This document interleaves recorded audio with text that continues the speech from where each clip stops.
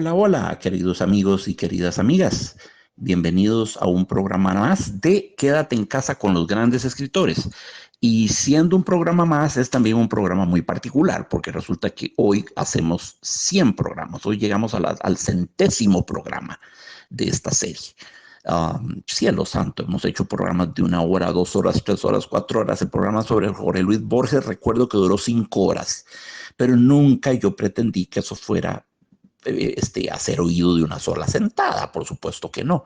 Era para hacer oído a lo largo de varios días o de varias sesiones, ¿verdad? Eh, y bueno, tenemos 100 programas, no tenemos 100 autores, tenemos menos, quizás 90, porque hay algunos autores que yo he repetido. No el mismo texto, por supuesto, pero lo he repetido porque son autores simplemente muy importantes y cultores egregios del género cuento, que es el que hemos estudiado. Casi que nos hemos confinado únicamente a cuentos. Hace poco analizamos una fábula de La Fontaine, sí, pero no la analizamos en tanto que poema, no nos ocupamos de lo específicamente poético, la analizamos en tanto que narración, en tanto que cuento, ¿verdad? Porque es un cuentito. Los animales enfermos de la peste se llamaba, lo recordarán ustedes. Hoy sí, para el programa 100 vamos a analizar un cuento de un cuentista por antonomasia en la historia de la literatura. Y me refiero a Hans Christian Andersen, el gran escritor danés, el gran cuentista, eximio cuentista. La gente lo asocia, sí, claro, a la literatura infantil y por supuesto, aunque él escribió muchas otras cosas, ¿verdad? Escribió obras de teatro, escribió travelogues es decir, memorias de viaje, travelogues, viene de travel, viajar, ¿verdad? Memorias de viajes, escribió, sí, como les decía, obras de teatro, novelas, poemas, escribió poemas, y poemas valiosos, tanto como para que el compositor Robert Schumann los haya puesto en música. Varios poemas de él, Schumann los escogió para musicalizarlos, para escribir sus Lieder, que en alemán significa canciones. Eh, pero la gente lo conoce sobre todo por sus 156 cuentos de hadas, que han sido traducidos a 125 idiomas en todo el mundo. Atención, el cuento de hadas es una subvariedad del cuento para niños. Eso es muy interesante de tener en cuenta. No todo cuento para niños es un cuento de hadas, pero todo cuento de hadas es un cuento para niños. Habiendo dicho esto, me apresuro a señalar que esta no es literatura exclusivamente infantil. En estos cuentos, el adulto también se ve interpelado, también se ve llamado, también se ve convocado. Es una literatura muy hermosa y muy valiosa para el adulto también, para el niño y para el adulto. Tiene esa virtud de ser una literatura con muchos niveles, con muchos estratos de significación. Una lectura un poquito más superficial, bueno, tenemos la lectura posible de un niño, pero si empezamos a meternos en estratos más hondos, ¿verdad? Bajo las capas superiores del cuento, eh, si hacemos un corte, llamámoslo histológico en la piel del cuento, nos metemos hasta las capas más profundas, ahí encontraremos nutrientes abundantísimos para la mente de los adultos también. Entonces, no crean, no lo subestimen, no cometan el error de subvalorarlo en tanto que un escritor para niños. En primer lugar, escribir para niños es tremendamente difícil, terriblemente difícil, tanto que muy pocos lo han logrado.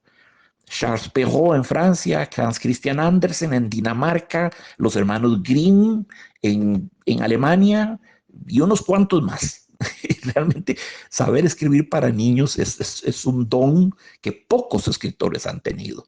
En segundo lugar, detrás de esa escritura para niños hay una poesía, hay un pensamiento, hay una filosofía, hay una concepción del mundo que indudablemente interpelan al adulto. Es decir, de este cuento que vamos a leer va a disfrutar el niño que llevamos dentro, pero el adulto también, el adulto que somos, va a disfrutar de él, no les quepa la menor duda. Bueno, Hans Christian Andersen Todos lo vamos a recordar por el vestido nuevo del emperador. ¿Quién no conoce ese cuento? El patito feo, absolutamente universal. ¿Quién no conoce la historia del patito feo? La sirenita, absolutamente universal, especialmente después de la versión cinematográfica de dibujos animados de Walt Disney, que es de 1989. El soldadito de plomo, otro cuento universal. La reina de la nieve, la niña de los fósforos. Pulgarcita, atención, Pulgarcita, la versión femenina de Pulgarcito. El ruiseñor, las zapatillas rojas, la princesa del guisante. Esos son títulos universales de la historia de la literatura. Han sido objeto de adaptaciones cinematográficas en tres dimensiones, ¿verdad? Digitalizadas, de ballets, de óperas, de musicals, de espectáculos de patinaje artístico sobre hielo, de todo tipo de cosas se han hecho con estos cuentos, todo tipo de cosas, dibujos animados, por supuesto. Son cuentos absolutamente universales. Hans Christian Andersen nació en 1805 y murió en 1875. A ver qué está pasando ahí en el mundo. Hans Andersen se inscribe plenamente dentro de la corriente del romanticismo literario. Repito, nace en 1805, esos 3 años después de que nace Víctor Hugo. ¿Verdad? Y es rigurosamente contemporáneo, sí, de Víctor Hugo, de Alfred de Musset, Alfred de Vigny, de Gerard de Nerval, Alphonse de Lamartine, François René de Chateaubriand, por el lado de Francia, y por el lado de Alemania, de Novalis, de von Kleist, de Heine, de Hölderlin, de Chamisto, de Eichendorff, de Fontic, estos grandes poetas alemanes románticos. También es contemporáneo por el lado de los ingleses, de Lord George Byron, de Shelley, de Keats, de todos esos grandes escritores.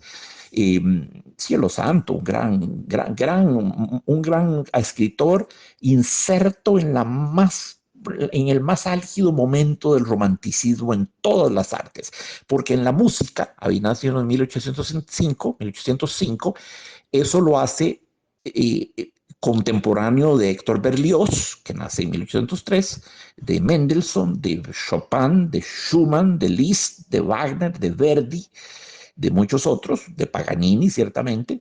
Bueno, en 1805 todavía estaba vivo Beethoven, que moriría hasta 1827, y estaba vivo Schubert, que moriría en 1828. Estaba vivo incluso Haydn, el padre de la sinfonía y el maestro de Beethoven. Entonces, bueno, también estaba por ahí el gran Johann Wolfgang von Goethe, el autor del Fausto y de Werther, ¿verdad? Estaba Schiller, el autor del texto de la Oda a la Alegría, que Beethoven usa en el último movimiento de su novena sinfonía. Eh, en la pintura, cielo santo, el romanticismo fue tremendo. Estaba Delacroix, el gran Eugène Delacroix, que pintó La libertad conduce al pueblo, que pintó La muerte de Sardanápalo. Corran a ver ese cuadro.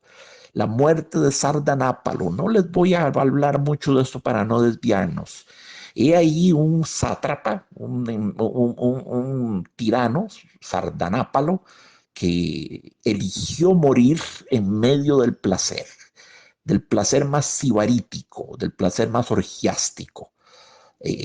Así fue así como orquestó su muerte y con él la muerte de todo su servidumbre y todo su entourage.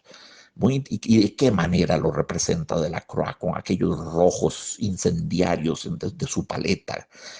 El famoso retrato de Delacroix de Chopin, otro retrato menos conocido de George Sand, que fue compañera de Chopin durante 9 años. Y estaba Girodet también, un gran pintor romántico. Estaba Caspar David Friedrich, el gran pintor romántico también alemán. Es decir, Andersen nace y vive en plena vorágine, en pleno torbellino romántico, ¿verdad? Es un hombre posterior a la Revolución Francesa, es un contemporáneo también de Stendhal, de Balzac, ¿verdad?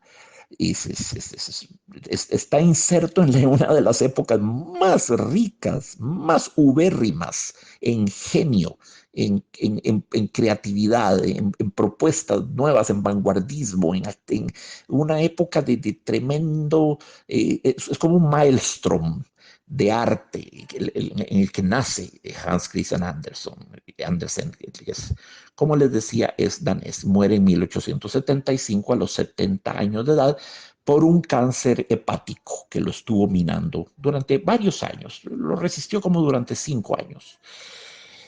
Pues Andersen era lo que los anglosajones llaman un storyteller, un cuentacuentos, un contador de cuentos. Le encantaba improvisar sus cuentos.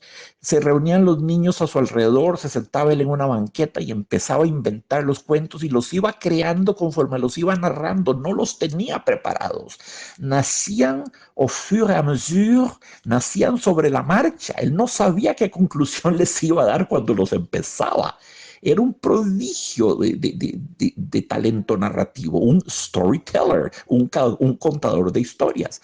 Y lo más lindo es que en su literatura, en este cuento que vamos a ver, ya les voy a decir el título, se siente al narrador oral.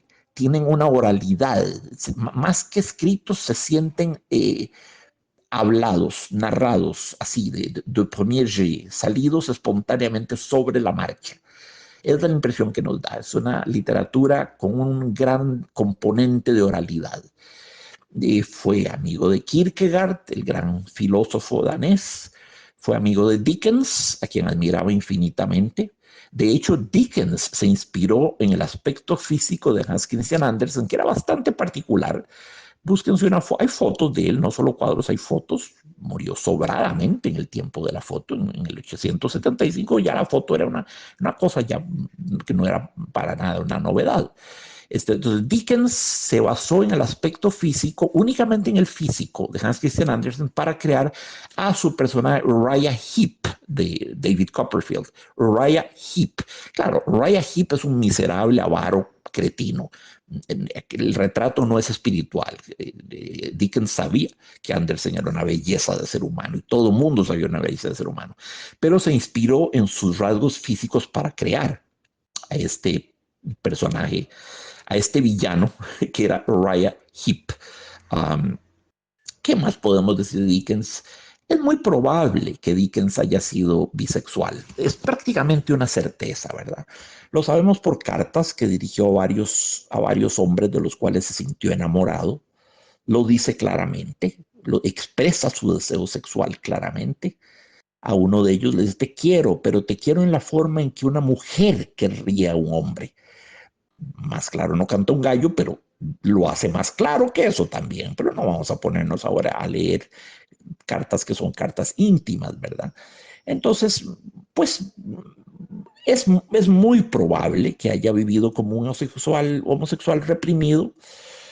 Tal vez no llegó a la consumación de los romances, ¿verdad? Que soñó, que vislumbró, que deseó, tal vez no llegó a la consumación carnal de ellos.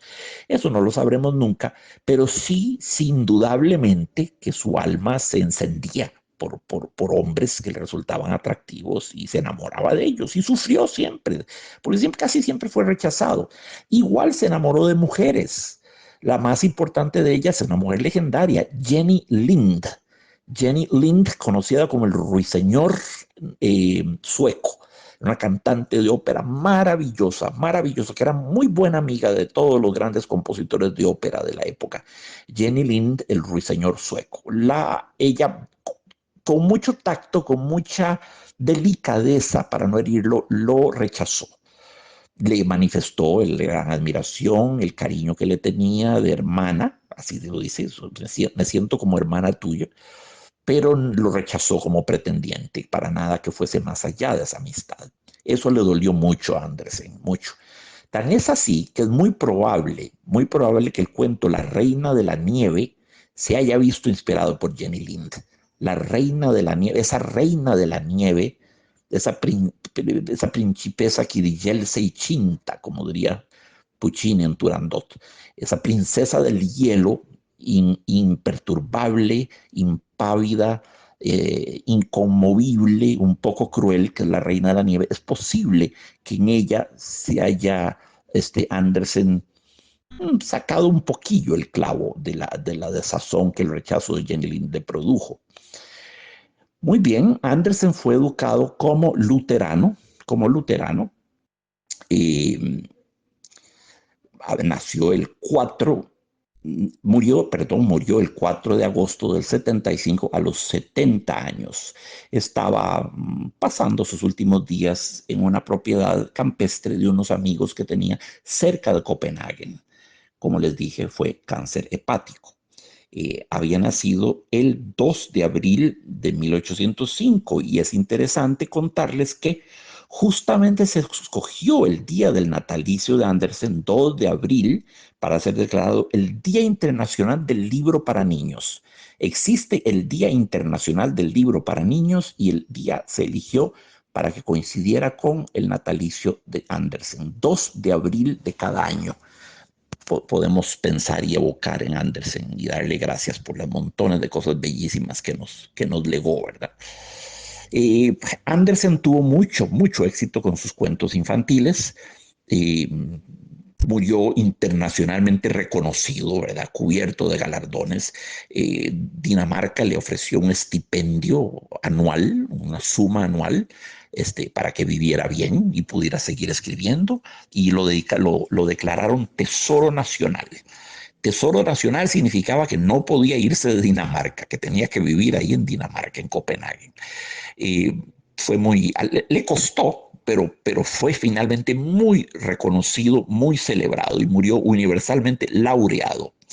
De hecho, dijo una cosa muy linda cerca ya de su muerte. Dijo, mi vida no habría sido más hermosa si la hubiese escrito un escritor de cuentos de hadas. Repito, mi vida no habría sido más hermosa si la hubiese escrito un escritor de cuentos de hadas. Viniendo de quien viene, esa es una observación que conmueve profundamente, pero conmueve hondamente. Algunas cosas les voy a contar sobre las adaptaciones de algunas de sus obras. Eh, La Niña de los Fósforos fue llevada al cine en 1928 por Jean Renoir, que era el hijo del gran pintor impresionista Pierre-Auguste Renoir. El hijo era cineasta e hizo cosas muy buenas. Bueno, llevó al cine La Niña de los Fósforos, o la pequeña vendedora de fósforos, en 1928. En 1931, Walt Disney lleva a la pantalla El Patito Feo.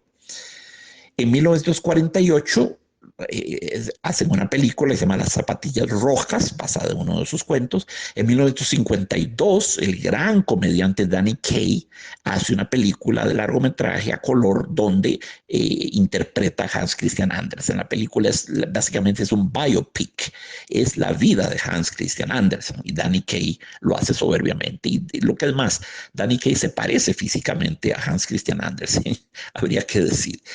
La Reina de la Noche fue llevada en 1957 a la pantalla en la Unión Soviética. El vestido nuevo del emperador, cuento formidable, formidable. El vestido nuevo del emperador fue llevado a la pantalla en 1961 por el cine croata. Los Cisnes Salvajes fueron llevados a la pantalla en 1961, una producción soviética. De nuevo, una producción soviética de La Sirenita de 1968. Esto es, cielo santo, esto es, a ver, Juan, 68, 88, 21 años antes de que saliera la versión de Disney. Sí, 21 años antes. La Sirenita soviética de 1968. La Niña de los Fósforos fue llevada al cine por Walt Disney en 2006, por los estudios Disney. Eh, La Reina de la Noche en el 2012, en versión en 3 dimensiones, por el cine soviético. Eh, A ver qué más tenemos por aquí. Pulgarcita fue llevada al cine en 1994. Pulgarcita es la versión femenina de Pulgarcito. En inglés, Pulgarcito se dice Tom Thumb. Tom Thumb, donde thumb quiere decir pulgar. Pulgar. En francés es le petit poussé. Le petit, el pequeño poussé. Pulgar se dice poussé. Poussette, le petit poussé. Y en inglés la versión es Thumbelina. No es Tom Thumb, sino Thumbelina en inglés. Thumbelina en lugar de thumb, Thumbelina, ¿verdad? Pulgarcita. Pulgarcita fue llevada a la pantalla en el 94 y La Sirenita, como ya dijimos, en la espectacular versión de Walt Disney de 1989. ¿Quién no ama esa película? ¿Quién no ama esa película con el personaje siniestro de Ursula, el pulpo aquel horroroso, Johann Alexander Sebastian, el cangrejillo pomposo, qué simpatía, Flanders, el pescadito amarillo que la sigue a ella, ¿verdad? Extraordinaria película, extraordinaria película.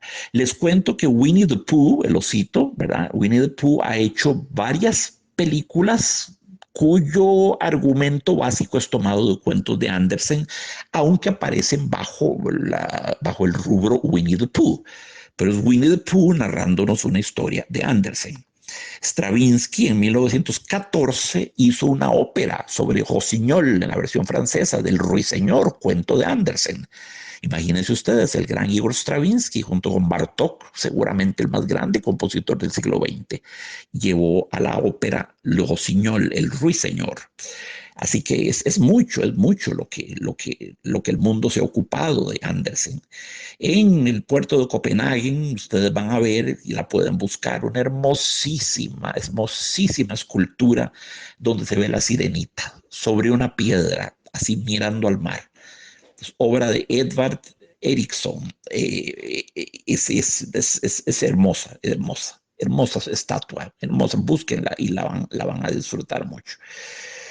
Eh, Sí, la sirenita. Siempre me ha conmovido, siempre me ha conmovido esa estatua. Es de las estatuas que más me han, más me han movido las fibras de mi infancia. Como chiquillo la veía con mucha frecuencia, con mucha frecuencia. Y amigos, pasemos ahora a leer el cuento que les quería proponer. Y el cuento que les quiero proponer es La niña de los fósforos. Sí, es un cuento muy triste, ya eso lo sabemos, pero, pero no está enteramente en modo menor, no está todo él en modo menor, en re menor, no, tiene su modulación al modo mayor. Es un cuento triste, pero un cuento donde hay luz, hay pasajes de beatitud, de visiones celestiales, paradisíacas, de esta niña que se está muriendo de frío, ¿verdad? En una de las calles de Copenhague en medio invierno. Entonces, siendo un cuento triste, es un cuento agridulce, digamos, porque hay la tristeza evidente de lo que narra la historia, pero también matizado, nuance, por rayos de luz muy hermosos. Y hay en él esperanza, hay en él una alegría visionaria, una alegría un poco irreal, una alegría en la mente de la niña, en las visiones de la niña, en los sueños de la niña, en el delirio quizás de la niña, pero qué dulce delirio el que tiene, qué dulce, qué belleza partir así, con ese tipo de visiones. No digo muerto de frío, sino con ese tipo de visiones. Entonces vamos a leer La niña de los fósforos de Hans Christian Andersen. Qué frío hacía. Nevaba y comenzaba a oscurecer. Era la última noche del año, la noche de San Silvestre. Bajo aquel frío y en aquella oscuridad pasaba por la calle una pobre niña, descalza y con la cabeza descubierta. Verdad es que al salir de su casa llevaba zapatillas, pero ¿de qué le sirvieron? Eran unas zapatillas que su madre había llevado últimamente y a la pequeña le venían tan grandes que las perdió al cruzar corriendo la calle para librarse de dos coches que venían a toda velocidad. Una de las zapatillas no hubo medio de encontrarla y la otra se la había puesto un mozalbete que dijo que le haría servir de cuna el día en que tuviese hijos.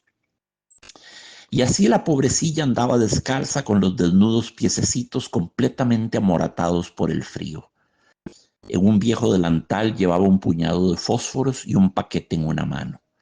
En todo el santo día nadie le había comprado nada, ni le había dado un mísero centavo.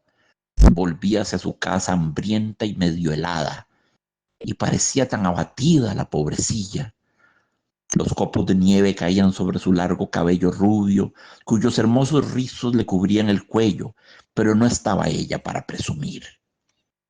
un ángulo que formaban dos casas, una más saliente que la otra, se sentó en el suelo y se acurrucó hecho un ovillo. Cogía los piececitos todo lo posible, pero el frío la iba invadiendo y por otra parte no se atrevía a volver a casa, pues no había vendido ni un fósforo ni recogido un triste céntimo. Su padre le pegaría. Además de que en casa hacía frío también. Solo los cobijaba el tejado y el viento entraba por todas partes, pese a la paja y los trapos con que le habían preocupado tapar las rendijas. Tenía las manitas casi ateridas de frío. Ay, un fósforo la aliviaría seguramente. Sí, si se atreviese a sacar un solo fósforo del manojo, frotarlo para la pared y calentarse los deditos, y sacó uno y ¡rich! Cómo chispeó y cómo quemaba. Dio una llama clara, cálida, como una lucecita cuando la resguardó con la mano. Una luz maravillosa. Le pareció a la pequeñuela que estaba sentada junto a una gran estufa de hierro con pies sin campana de latón. El fuego ardía magníficamente en su interior y calentaba tan bien. La niña alargó los pies para calentárselos a su vez, pero se extinguió la llama, se esfumó la estufa y ella se quedó sentada con el resto de la consumida cerilla en la mano. Encendió otra, que al arder y proyectar su luz sobre la pared, volvió a esta transparente como si fuese de gasa, y la niña pudo ver el interior de una habitación donde estaba la mesa puesta, cubierta con un blanquísimo mantel y fina porcelana. Un pato asado humeaba deliciosamente, relleno de ciruelas y manzanas. Y lo mejor del caso fue que el pato saltó fuera de la fuente y andando por el suelo con un tenedor y un cuchillo a la espalda, se dirigió hacia la pobre muchachita. Pero en aquel momento se apagó el fósforo, dejando visible tan solo la gruesa y fría pared. Encendió la niña una tercera cerilla y se encontró sentada debajo de un hermosísimo árbol de Navidad. Era aún más alto y más bonito que el que viera la última Nochebuena a través de la puerta de cristales en casa del rico comerciante. Millares de velitas ardían en las ramas verdes y de estas colgaban pintadas estampas semejantes a las que adornaban los escaparates. La pequeña levantó los dos bracitos y entonces se apagó el fósforo. Todas las lucecitas se remontaron a lo alto y ella se dio cuenta de que eran las rutilantes estrellas del cielo. Una de ellas se desprendió y trazó en el firmamento una larga estela de fuego. Alguien se está muriendo, pensó la niña, pues su abuela, la única persona que la había querido, pero que estaba muerta ya, le había dicho, cuando una estrella cae, un alma se eleva hacia Dios. Frotó una nueva cerilla contra la pared, se iluminó el espacio inmediato y apareció la anciana abuelita, radiante, dulce y cariñosa. Abuelita, exclamó la pequeña, llévame contigo. Sé que te irás también cuando se apague el fósforo, del mismo modo que se fueron la estufa, el asado y el árbol de Navidad. Se apresuró a encender los fósforos que le quedaban, afanosa de no perder a su abuela, y los fósforos brillaron con luz más clara que la del pleno día. Nunca la abuelita había sido tan alta y tan hermosa. Tomó a la niña en el brazo y envueltas las dos en un gran resplandor, henchidas de gozo, emprendieron el vuelo hacia las alturas sin que la pequeña sintiera ya frío, ni hambre, ni miedo. Estaban en la mansión de Dios nuestro Señor. Pero en el ángulo de la casa, la fría madrugada descubrió a la chiquilla, rojas las mejillas y la boca sonriente, muerta, muerta de frío en la última noche del año viejo. La primera mañana del año nuevo iluminó el pequeño cadáver sentado con sus fósforos, un paquetito que parecía consumido casi del todo. Pobrecita, quiso calentarse, dijo la gente, pero nadie supo las maravillas que había visto, ni el esplendor con que, en compañía de su anciana abuelita, había subido a la gloria del año nuevo. Y ese es el cuento, La niña y los fósforos, o la niña y los cerillos, o la niña y la pequeña vendedora de cerillos. Ese es este hermoso, hermoso cuento, que no podemos entender cabalmente si no tenemos claro el momento histórico en que esto ocurre.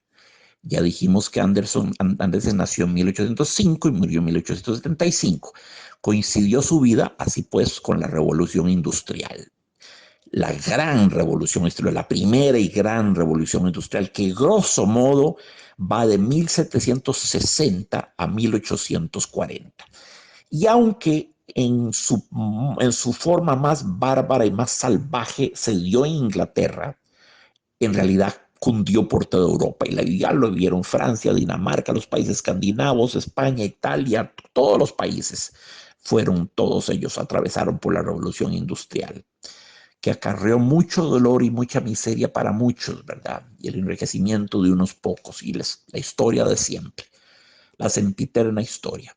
Entonces, la revolución industrial tiene lugar entre 1760 y 1840.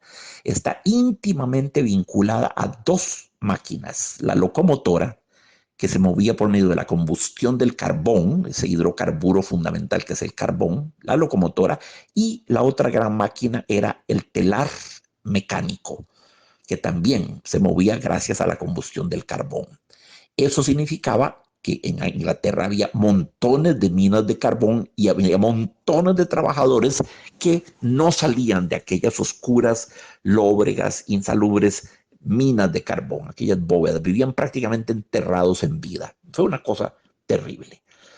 Pues fíjense ustedes que en medio de este panorama de la revolución industrial, por eso Marx, para elaborar el Capital, Marx vivió mucho tiempo en Inglaterra, se basó básicamente en lo que vio de la estructura social tremendamente inequitativa de la Inglaterra de la Revolución Industrial.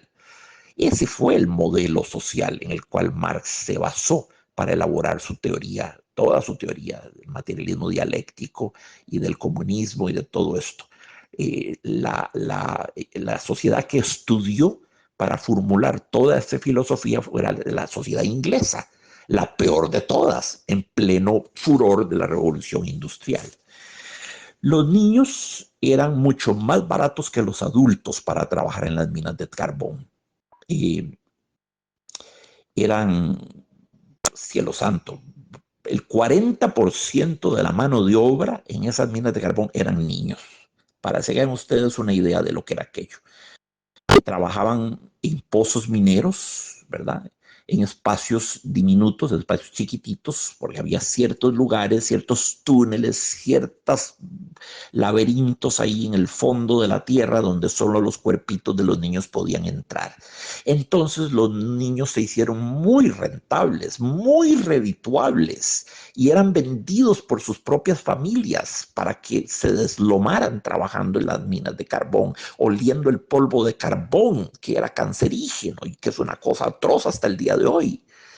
Y hay niños que morían ahí y hombres que pasaban sus vidas enteras dentro de las minas de carbón. Estamos hablando de 1760 a 1840, esos son 80 años de horror, de espanto, ¿verdad?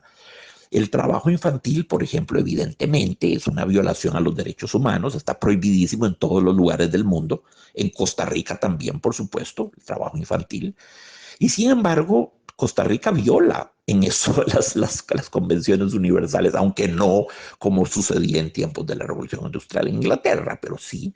Fíjense ustedes que los ciclos lectivos nuestros de primaria, de secundaria, han sido diseñados para que las vacaciones de medio año y de fin de año coincidan con las colectas de café. Y ir a colectar café, ir a recoger café, era una actividad antonomásticamente familiar. Toda la familia participaba, papá, mamá, la abuelita, los niños participaban. Era un trabajo gozoso, era un trabajo bonito. No voy a decir que fuera una mina de carbón allá en el fondo de la campiña inglesa. Por supuesto que no, pero bien que mal es trabajo infantil y como tal está prohibido. Nosotros, cuando enrolamos niños en las colectas de café, en las recolecciones de café, estamos violando los derechos humanos. Estamos cometiendo un crimen de lesa humanidad, un crimen que lesiona a la humanidad. Así que, aunque ustedes no lo crean, pues sí, el trabajo infantil en Costa Rica, en las colectas de café, significa una gravísima transgresión a las normas universales de los derechos humanos. Pero bueno, nada que se parezca al horror de que vivíamos en Inglaterra, repito. El 40% de la mano de obra en esas minas eran niños. Entonces las familias trataban de tener la mayor cantidad de niños posibles para venderlos, no para quererlos, mimarlos, educarlos, adorarlos, no. Los vendían como fuerza de trabajo, los vendían por lo que valían sus musculitos y sus cuerpos pequeños, que de nuevo podían pasar por los túneles más angostos, más claustrofóbicos, podían subir por especies de chimeneas muy angostas que llegaban hasta una escotilla, hasta una especie de, sí, sí, de escotilla, de trampillas por donde entraba el aire a las minas de carbón. Eran muy angostas esas chimeneas, entonces solo los niños podían subir, de alguna manera arrastrarse y subir, por lo peligroso que era aquello, hasta esas pequeñas entradas de oxígeno, ¿verdad? En medio de las minas. Necesitamos cuerpos pequeños y los niños eran ideales para eso. Cielo santo, los niños pero no solo en las minas, durante la revolución industrial fueron explotados en las fábricas, ¿verdad? Eh, en las minas, ya dijimos, en la explotación agrícola también. Trabajaban jornadas de 12 horas. Un niño de 5 años ya trabajaba jornadas de 12 horas. Se trabajaba las 24 horas. 12 horas un niño, dormía el resto, y luego venía el otro niño, A, B, A, B, A, B, A. Dos niños se alternaban trabajando, ¿verdad? Cada uno una jornada de 12 horas para tener el telar produciendo todo el día, las 24 horas del día, las fábricas y telares estaban produciendo.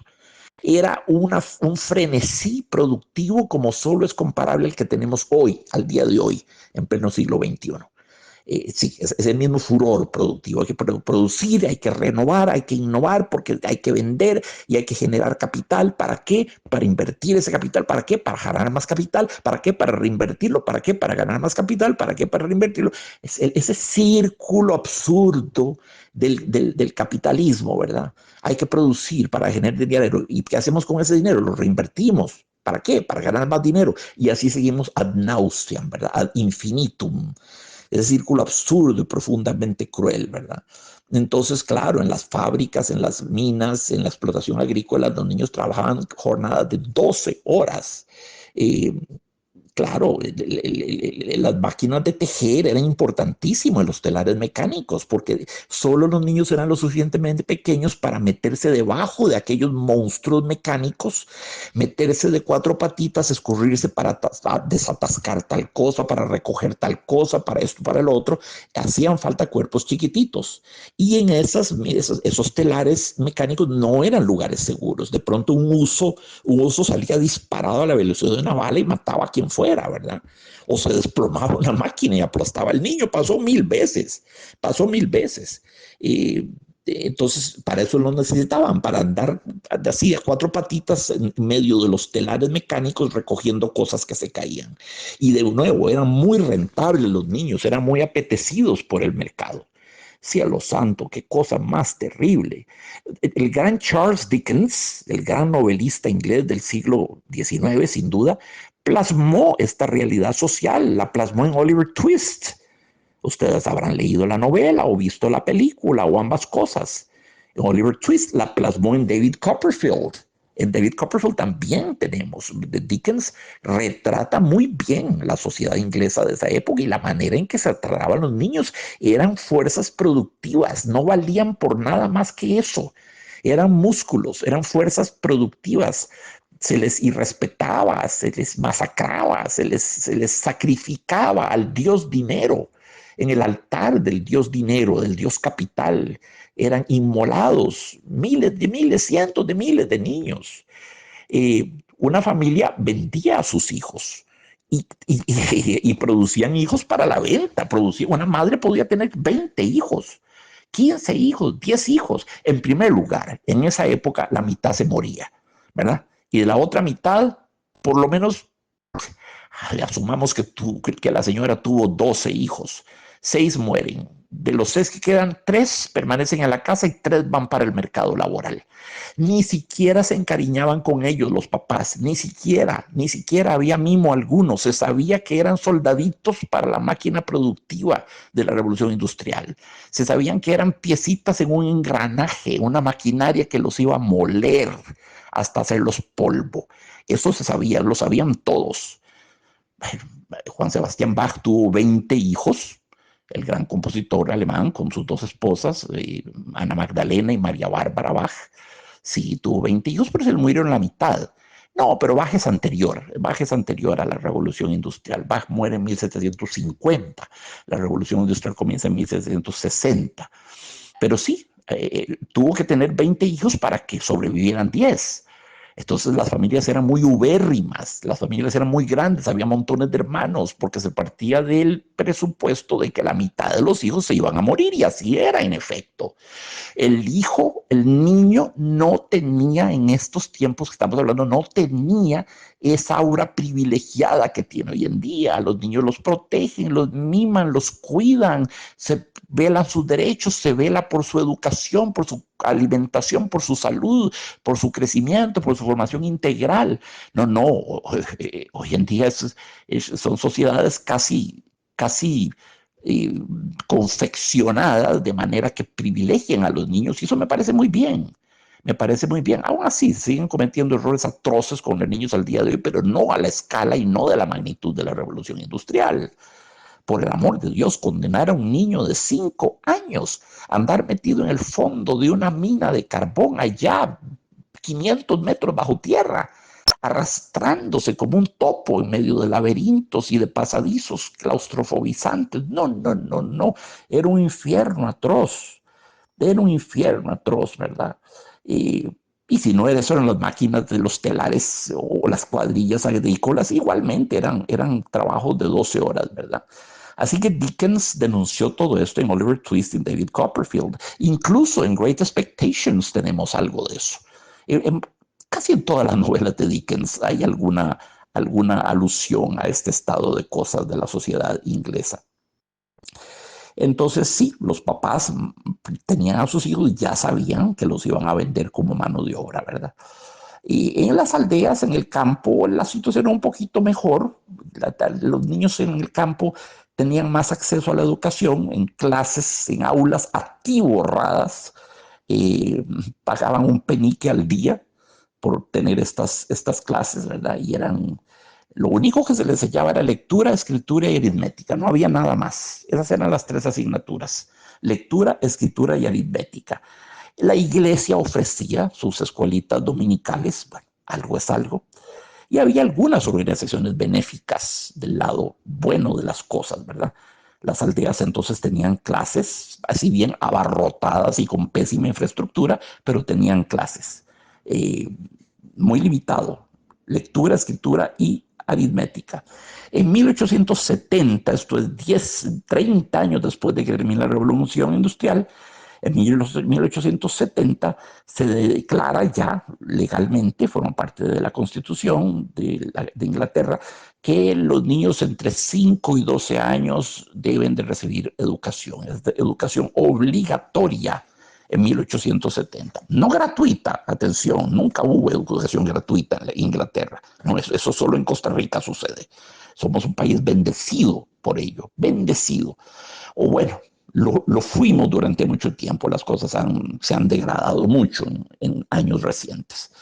Pero sí, en 1870, 30 años después de que parara la fase álgida de la Revolución Industrial, 1870, comienza la educación obligatoria en Inglaterra.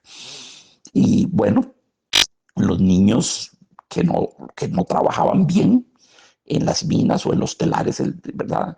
Eran objeto de amenazas, de multas, de castigos corporales, de despido. Era una máquina de tormentos, era una máquina de la tortura. La explotación humana llevada a su punto más enfermizo, más mórbido, más cruel.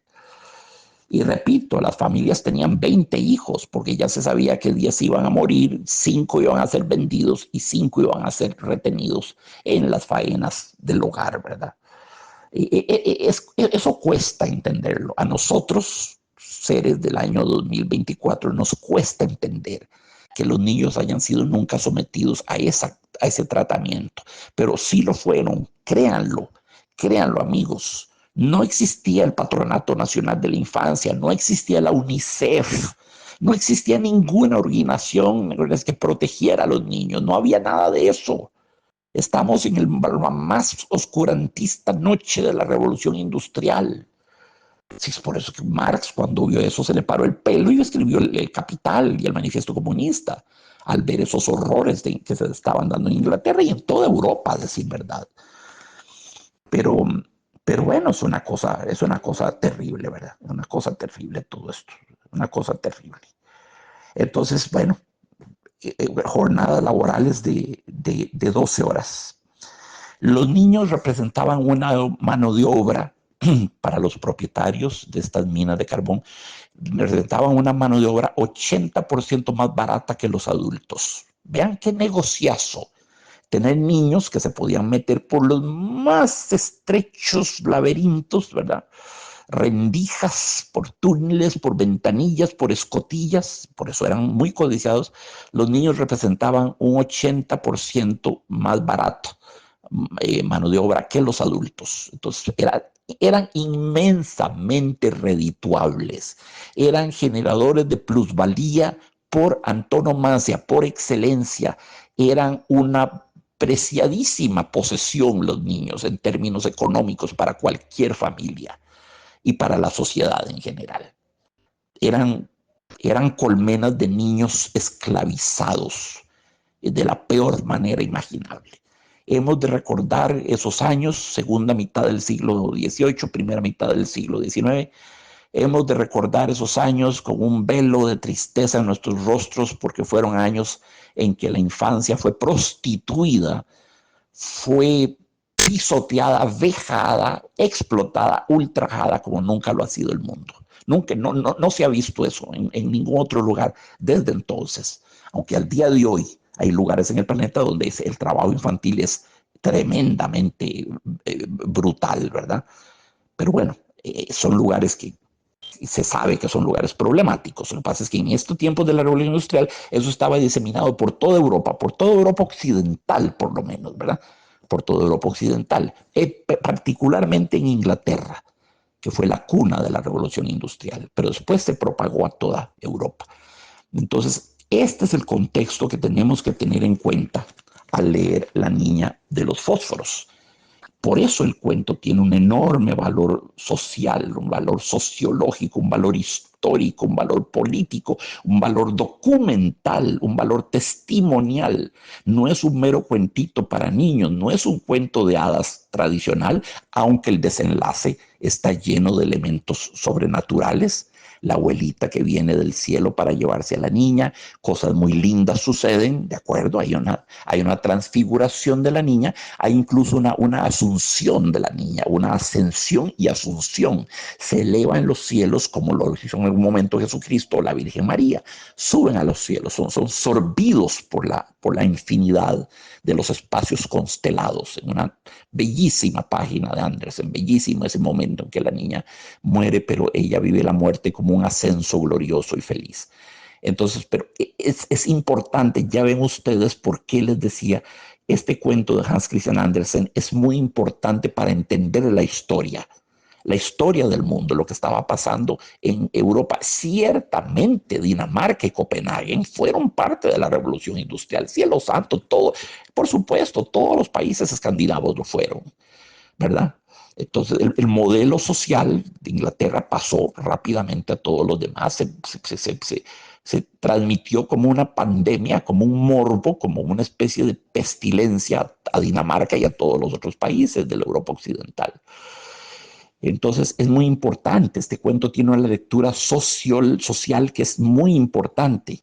Es muy importante saber en qué consistió la revolución industrial y qué hizo la revolución industrial con los niños, porque esta protagonista, esta chiquita de este cuento desgarrador, es evidentemente hija de los horrores de la revolución industrial. Este es el contexto histórico en que Andersen escribe este cuento. Por eso es trascendental, por eso es importante, por eso hay que leerlo, para entender cómo vivían los niños en esa época. En ese aspecto, Andersen es rigurosamente documental, no inventa nada, no inventa absolutamente nada. Los niños morían de frío en los rincones de las ciudades. Sí, claro, morían de frío, por supuesto. Ahí no hay nada de ficción, nada de ficción. Entonces, esa es la parte histórica que yo quería compartir con ustedes. Y ahora les propongo una nueva lectura del texto para ir viendo cosas importantes que no vimos quizás la primera vez. El cuento comienza en el mejor estilo de un cuento oral. ¡Qué frío hacía! ¡Qué lindo! ¡Qué lindo! Eso es un abuelo cuentacuentos. Eso es un storyteller. Un narrador clásico nos hubiera dado. Aquella noche hacía un frío particularmente, etcétera, etcétera. Pero no, no, no, no. ¿Qué frío hacía? Anderson nos es inmersivo, nos sumerge de inmediato en el frío del lugar. No hay introducción, no hay preámbulo, no hay preludio, no hay prefacio, no hay pérdida de nada. No pierde el tiempo. ¿Qué frío hacía? Eso es lo primero que nos dice, entre signos de exclamación. Nevaba y comenzaba a oscurecer. Era la última noche del año, la noche de San Silvestre. Sí, el San Silvestre es el nombre que se le da a la última noche del año, ¿verdad? Y también de ahí viene la carrera de San Silvestre, que efectivamente se celebra la última noche del año, el último día del año. Entonces estamos en la última noche del año. Ya con solo eso tenemos algo que está muriendo, algo que está desapareciendo, que está presto a expirar, y es el año. Seguimos. Bajo aquel frío y en aquella oscuridad pasaba por la calle una pobre niña descalza y con la cabeza descubierta.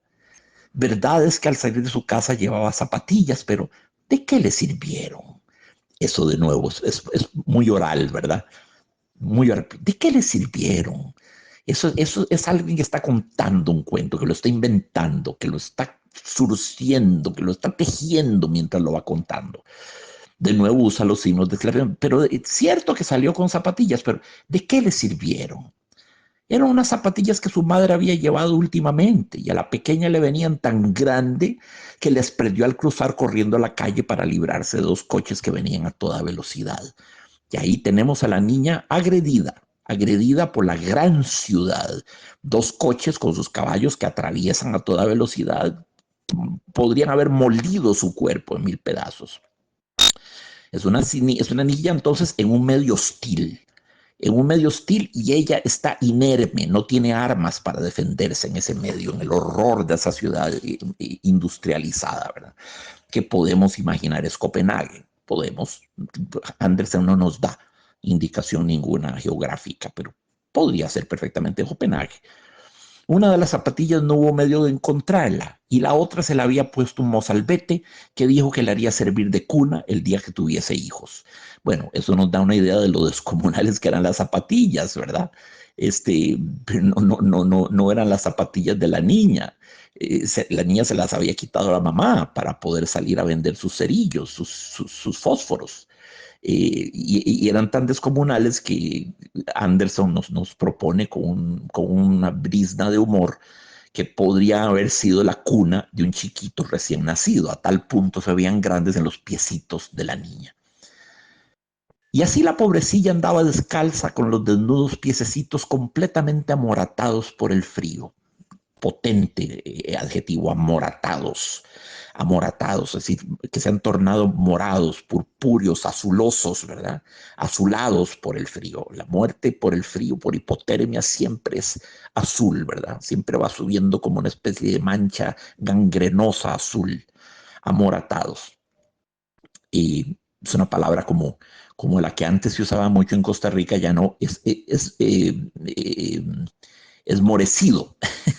El chiquillo estaba esmorecido de estar llorando, esmorecido, es decir, que estaba morado. Ya eso no se usa y lo echo de menos, era una linda palabra, esmorecido. Seguimos con el cuento.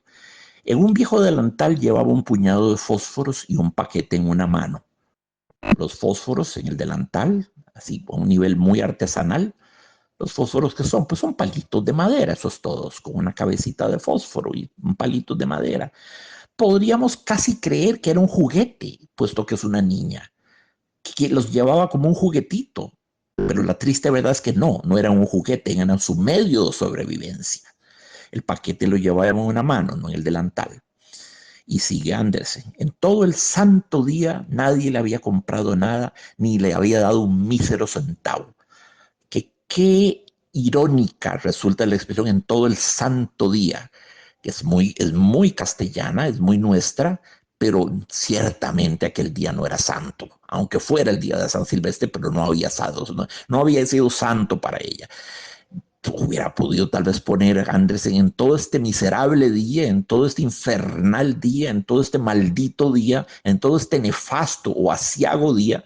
Sin embargo, no, ponen todo el santo día, nadie le había comprado nada, ni le había dado un mísero centavo. Sin embargo, el día es santo. Es bonita la expresión, es un poco aporética, ¿verdad? Un poco contradictoria, pero es muy bonita.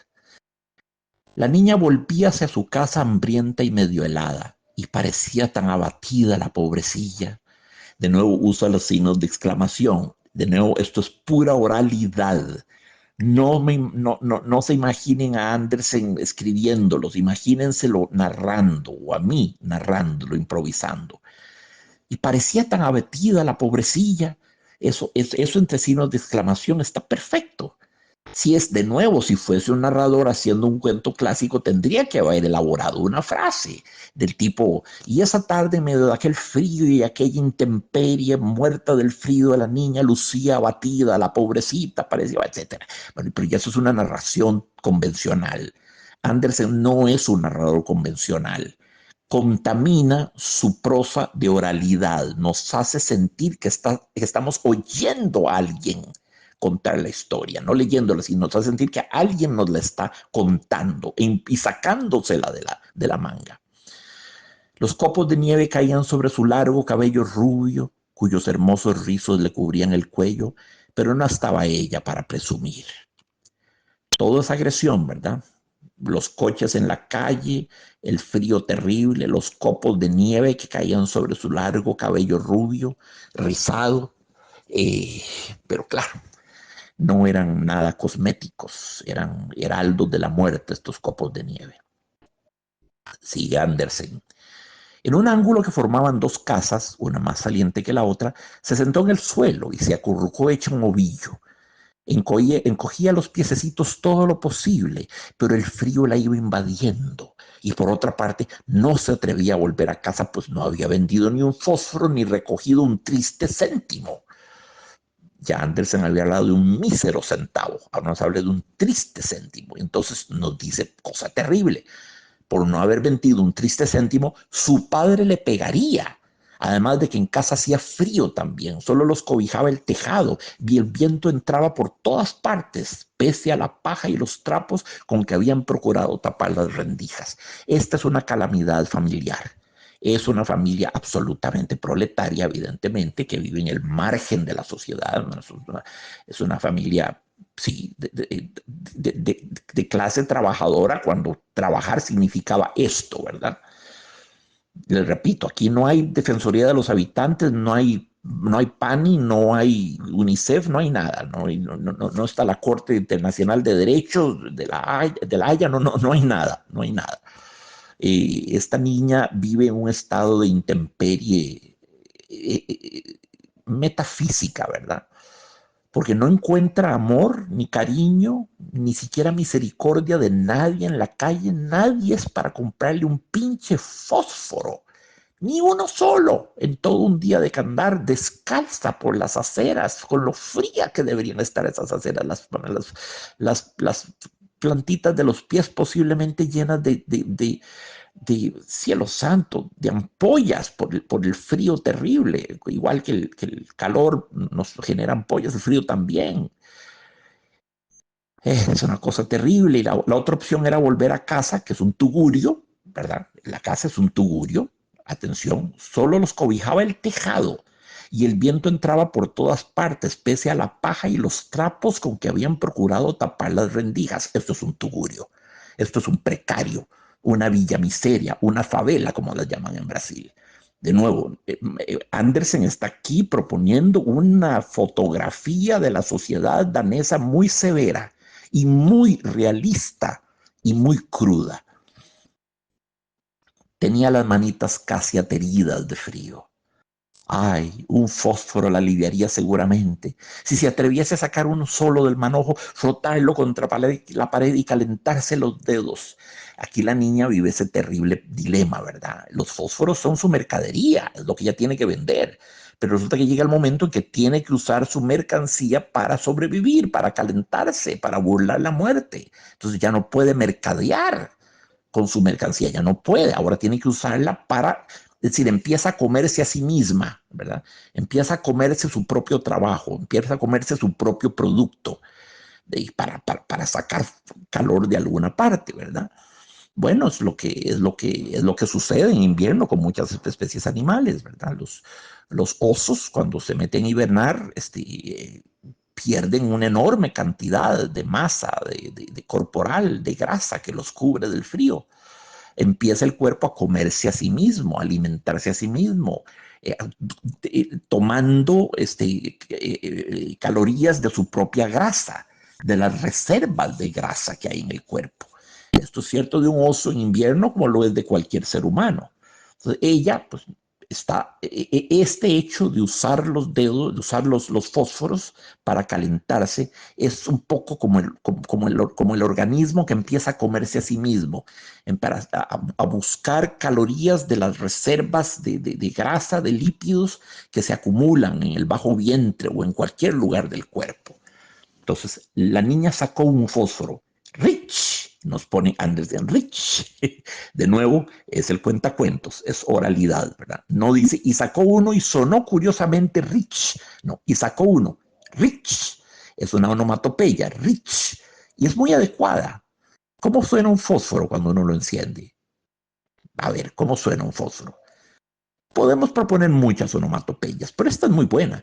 Rich, R-I-T-C-H, Rich, entre comillas y entre signos de exclamación. Rich, sí, Rich, el ri es el frotamiento del fósforo sobre la cajetilla, ¿verdad? Y el ch, la CH, ch, o la TCH, ch, es la onomatopeya de cuando la llamita surge. Rich, el ch, es la onomatopeya propiamente dicho de la llamita que surge casi mágicamente de la cabeza del fósforo. ¿Cómo chispeó y cómo quemaba? De nuevo sigue el narrador oral. ¿Cómo chispeó y cómo quemaba? Es alguien hablándole a una persona, no tanto escribiendo. Dio una llama clara, cálida, como una lucecita cuando la resguardó con la mano, una luz maravillosa. Le pareció a la pequeña que estaba sentada junto a una gran estufa de hierro con pies y campana de latón. El fuego ardía magníficamente en su interior y calentaba también. De nuevo, aquí está el narrador, ¿verdad? Y calentaba también. De nuevo, estamos en la tesitura oral del relato. La niña alargó los pies para calentárselos a su vez, pero se extinguió la llama, se esfumó la estufa y ella se quedó sentada con el resto de la consumida cerilla en la mano. Primera gran fantasía de la niña, ¿verdad? Sentir que está al lado de una estufa, ¿verdad? Con los piecitos calientitos, una estufa de latón eh, que producía un calor maravilloso, campana de latón y en cuyo interior el fuego ardía magníficamente y calentaba también. Es su primera fantasía, es su primera alucinación, quizás, si podemos verla así.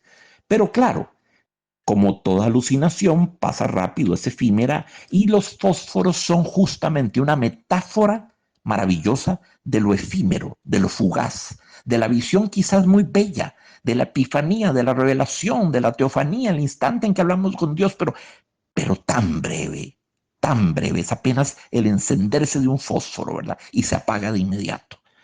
Es bellísimo el uso de la lucecita del fósforo que dura. ¿Cuánto dura el fuego en un fósforo? Yo no fumo, nunca he fumado. ¿Cuánto dura?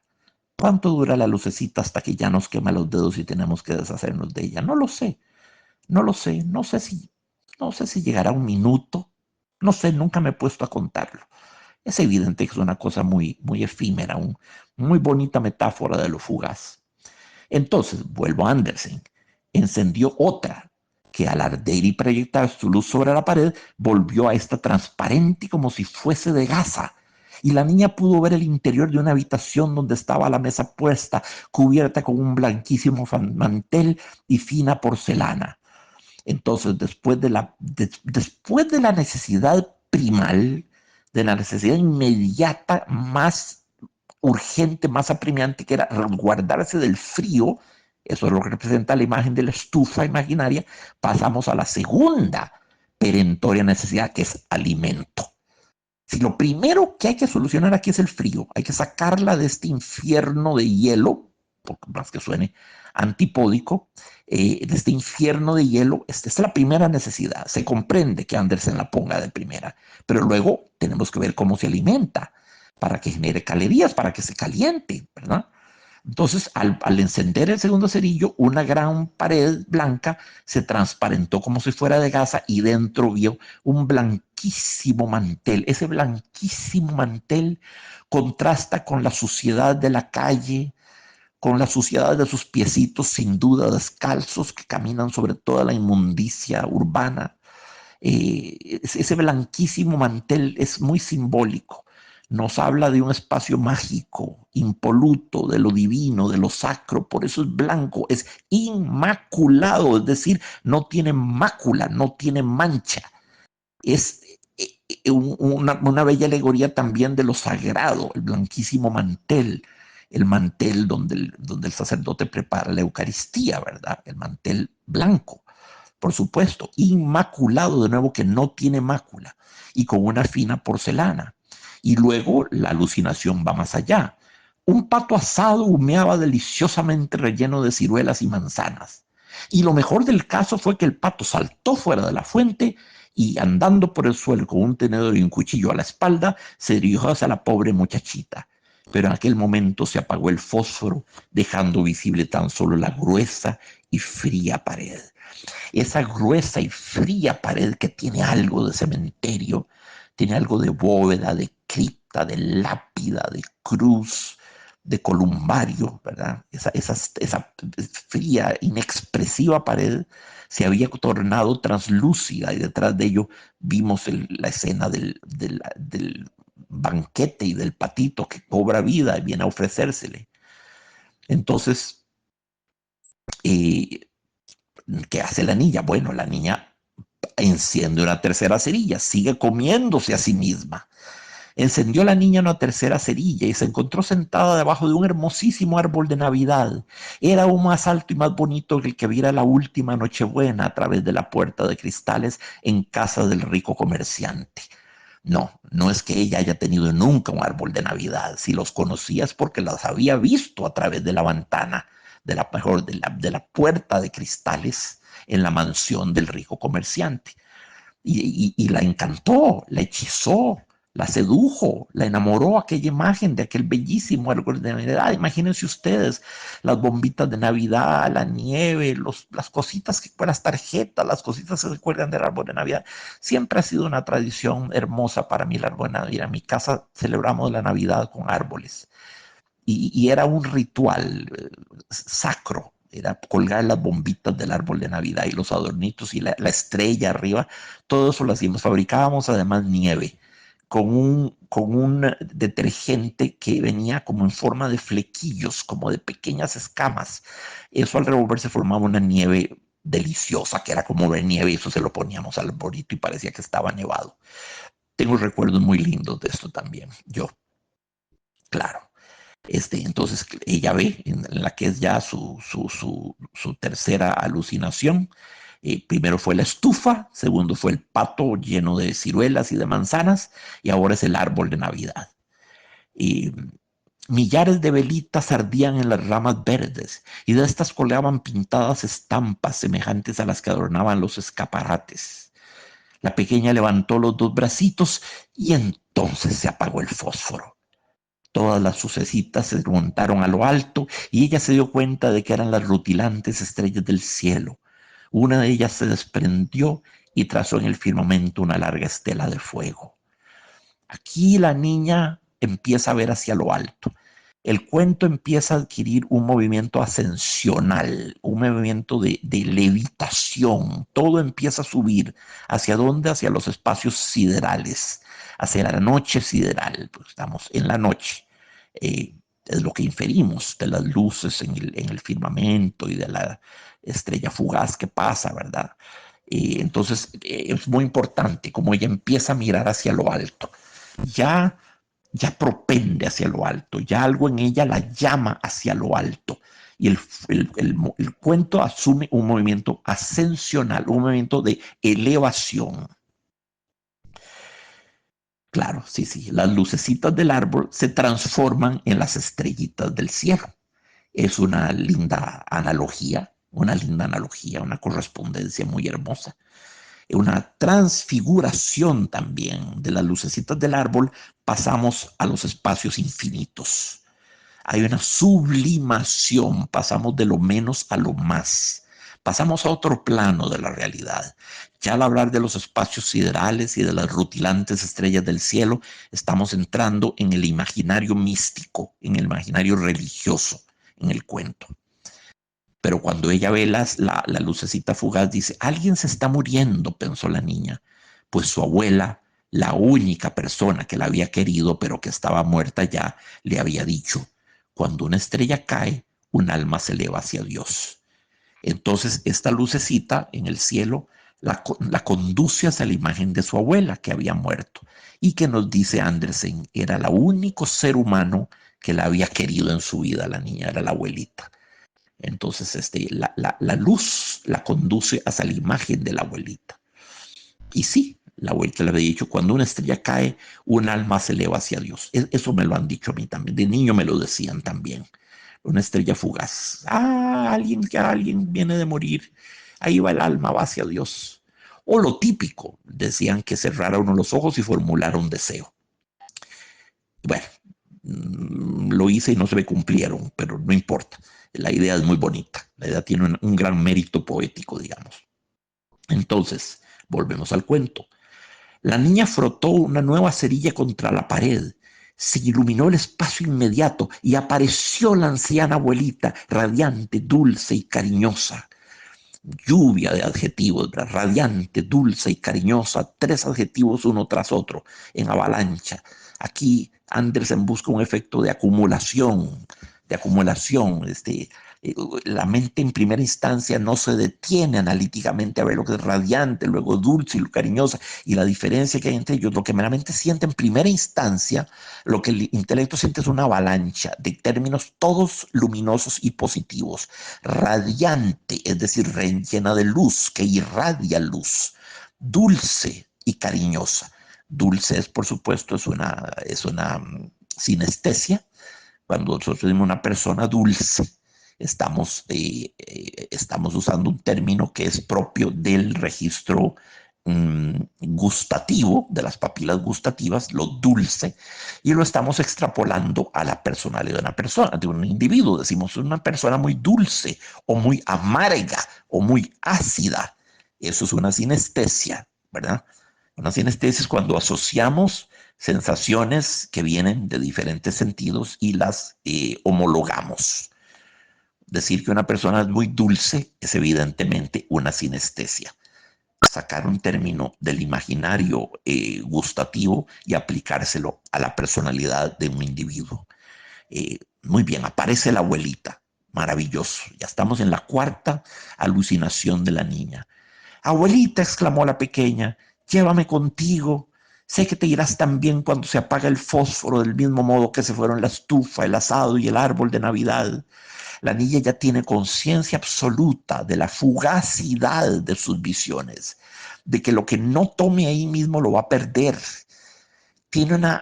Adquiere una concepción muy clara de lo que es la alegría en la vida, por definición efímera, fugaz, flor de un día, y de lo que es la vida misma, que dura más o menos lo que puede durar un cerillo encendido a escala cósmica, o menos que eso, sin duda.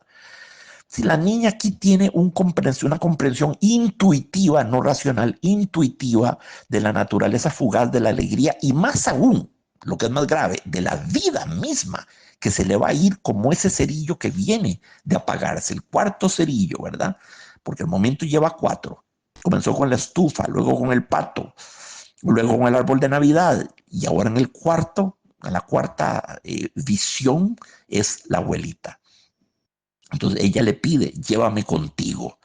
Bueno, la abuelita puede llevarla contigo, pero sabemos lo que eso implica, puesto que la abuelita está ya en el reino de los muertos. Seguimos con el cuento. La niña se apresuró a encender los fósforos que le quedaban, afanosa de no perder a su abuela, y los fósforos brillaron con luz más clara que la del pleno día. Sí, aquí Andersen se embriaga de su propio lirismo y qué hermoso le sale, qué hermosa le sale su prosa. Claro, la niña ve que la fugacidad de los cerillos solo puede ser compensada con encendiéndolos todos, creando un continuum, que no se acabe la magia, que no se acabe la visión, hay que seguir alimentando esa visión a toda costa. ¿Y cuál es la única forma de hacerlo? Gastar hasta el último cerillo para que la visión no evanezca, no desaparezca. Eso solo puede ella lograr alimentándola con el fuego de los cerillos, pero claro, los cerillos son limitados. Entonces, se apresuró a encender los fósforos que le quedaban, afanosa de no perder a su abuela, y los fósforos brillaron con luz más clara que la del pleno día. Esto es bellísimo, bellísimo.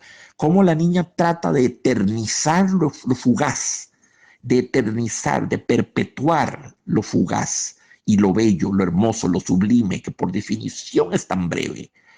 Puede ser cuestión de un microsegundo, de un nanosegundo, una revelación, una visión, una epifanía, ¿verdad? Se nos presenta así, como una visión súbita. Sucede. Entonces ella sabe que tiene que gastar, tiene que consumirse a sí misma, es decir, consumir su cajita de fósforos para prolongar esa visión. Y nos dice, nunca la abuelita había sido tan alta y tan hermosa. Atención, es que todo va para arriba.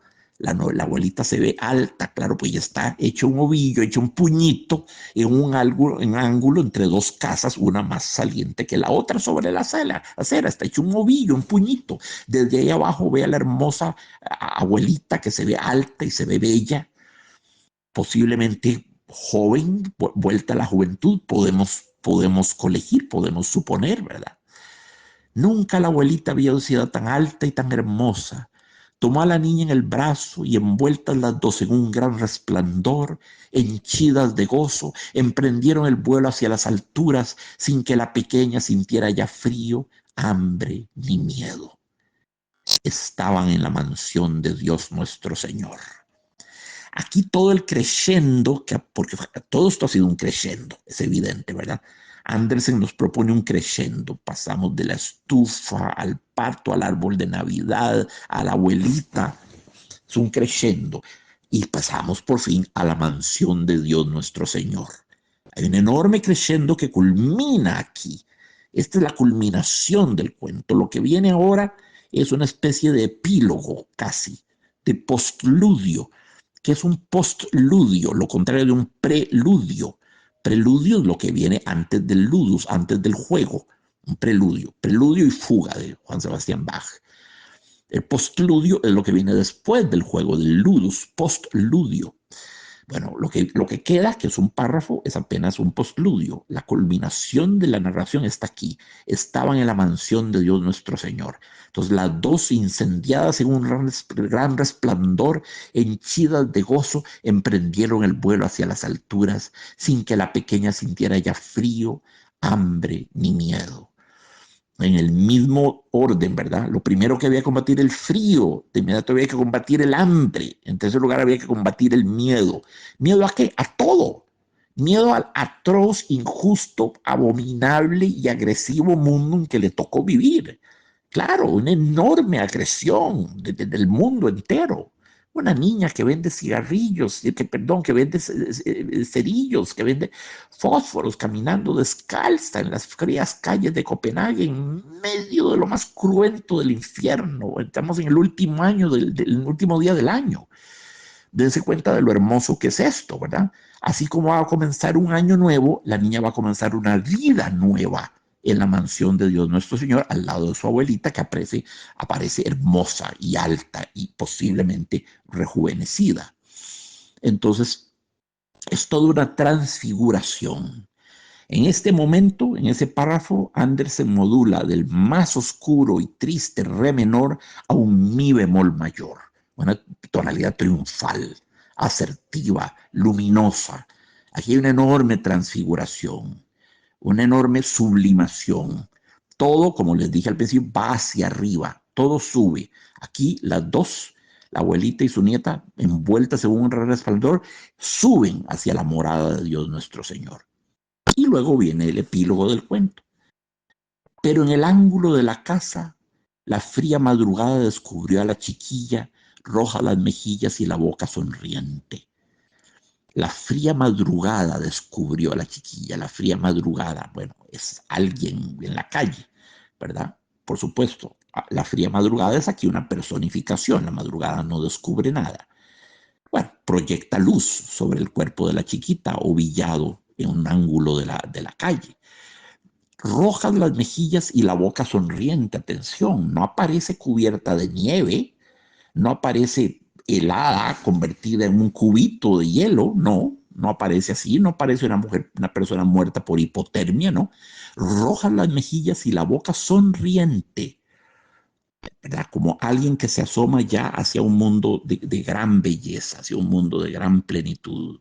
Se asoma ya. Entonces, su último gesto revela la belleza de las visiones que alcanzó a entrever en su transfiguración, en su ascenso hacia la mansión de Dios.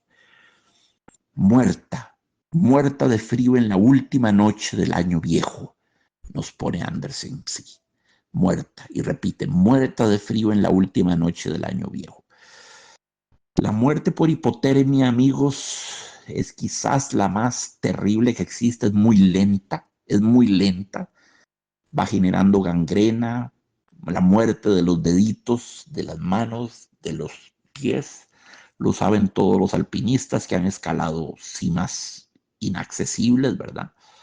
Y es una muerte mucho más cruel, mucho más larga que la muerte por ahogamiento, por ejemplo, que otras formas. Es una muerte que dura mucho y es particularmente terrible. Bueno, tiene la irónica, entre comillas, ventaja de que al congelarse el cuerpo se desensibilizan los dedos, el brazo, los codos, casi que todo el cuerpo se va desensibilizando.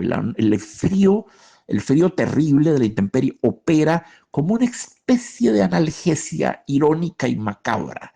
Genera una cierta anestesia, ¿verdad? Después de haber dolido terriblemente, genera eso, una especie de desensibilización, porque todo el cuerpo está congelado, ya el sistema nervioso no puede transmitir los mensajes de dolor al cerebro, o los mensajes que en el cerebro se transforman en la sensación de dolor específica. Entonces es una muerte terrible. Muerta de frío en la última noche del año viejo. La primera mañana del año nuevo iluminó el pequeño cadáver sentado con sus fósforos, un paquetito que parecía consumido casi del todo. Quiso calentarse, dijo la gente. Una vez más, como todo lo que está aquí entre signos de exclamación, es el tipo de narración oral. Quiso calentarse, dijo la gente. ¿Quién es la gente? Pues los indiferentes transeúntes, los diferentes peatones y pasantes que no le brindaron cobijo ni abrigo, ni siquiera tuvieron la bondad de comprarle un cerillo. Esos mismos constatan al día siguiente, cuando la encuentran dormidita, muerta en el rincón, quiso calentarse, dijo a la gente. Sin embargo, de inmediato Andersen se toma el lado de su heroína y dice, pero nadie supo las maravillas que había visto, ni el esplendor con que en compañía de su anciana abuelita había subido la gloria del año nuevo. ¡Qué gran final! ¡Qué gran final! Bueno, aquí nos dice Andersen que contrariamente a mi sentir, la abuelita se apareció como una ancianita, como ella la recordaba. Sin embargo, una ancianita alta y hermosa. Sí creo que Andersen aquí se contradice, pero está bien, es una linda contradicción, tiene un gran mérito poético. Creo que la abuelita parece rejuvenecida primero, pero ahora, para efectos de lo que el lector tiene que quedar, la imagen que tiene que quedar en la mente del lector, la abuelita tiene que ser una ancianita, porque como que eso es lo propio de las abuelitas, o lo era hasta hace poco, ya no es así. Entonces, de nuevo es última frase. Pero nadie supo las maravillas que había visto, ni el esplendor con que en compañía de su anciana abuelita había subido a la gloria del año nuevo. Qué lindo suena esto, amigos, qué ritmo tiene. Es una frase larga, atención, pero nadie supo las maravillas que había visto, ni el esplendor con que en compañía de su anciana abuelita había subido a la gloria del año nuevo. Hay un gran, hay ritmo, hay compás, hay plenitud, hay acentos, es música, es una frase musical, es un maravilloso acorde final, estupendamente bien encontrado para el cuento. Pero nadie supo las maravillas que había visto, ni el esplendor con que, aquí viene una acotación, en compañía de su anciana abuelita, final de la frase, había subido a la gloria del año nuevo. Entonces tenemos en la misma frase, tenemos maravillas, esplendor y gloria, ¿verdad? Tres palabras tremendamente grávidas de significado, muy plenas semánticamente. Maravillas, esplendor y gloria, y nuevo también, del año nuevo, para esta última gran frase, que es un magnífico final de Andersen, magnífico final. Bueno, yo les voy a confesar que yo lloro con este cuento. Y esa es la verdad. Me hace llorar, ahora no me voy a poner a llorar, no voy a hacer ese tipo de numerito, pero es un cuento que me conmueve profundamente, me conmueve profundamente. Qué hermosamente recrea Andersen el proceso de la muerte de la niña. La trata con misericordia, la trata con amor infinito, la trata con cariño, no se ensaña con ella. La crítica social está ahí igual, punzante, vitriólica, implacable. La crítica está, por supuesto, pero él no tiene que ensañarse con la niña para hacer la crítica social. A ella, que es su hija amada, le concede un final hermoso, un final que ya no duele, no duele, que se va en visiones, cada una más celestial que la anterior. Se ve que Andersen quería a la chiquita, la trata muy bien, le da un final hermoso, el más hermoso que sea concebible, ¿verdad? Se ve que quería a su criatura, a su chiquita, la niña de los fósforos o la pequeña vendedora de fósforos. Y ese es, amigos, el cuento que hemos estudiado hoy, que hemos leído, disfrutado. Ya ven ustedes, un cuento para niños también sacude, conmociona, conmueve a los adultos cuando es Hans Christian Andersen quien los escribe, ¿verdad?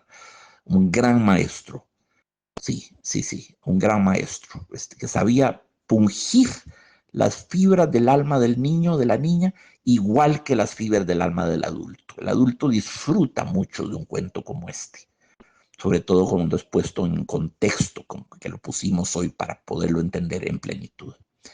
Amigos, un abrazo para todos, el cariño de siempre, y nos vemos en el programa 101 de Quédate en casa con los grandes escritores. Hasta pronto.